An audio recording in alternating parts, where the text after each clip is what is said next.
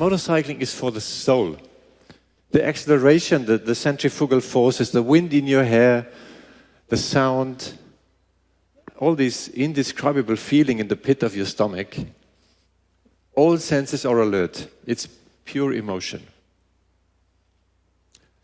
And with our bike, the rider will be able to focus on this riding experience.